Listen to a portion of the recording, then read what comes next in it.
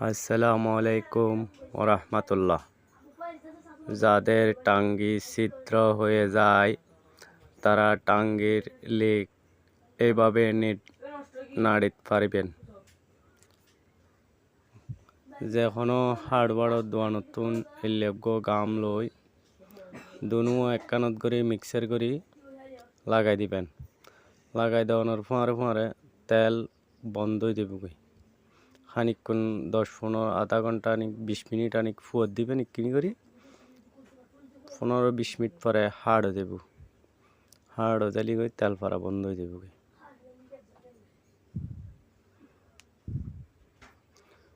হাড় বাড়ত দোয়ানত এরকম গামই কিন্তু পাওয়া যায়।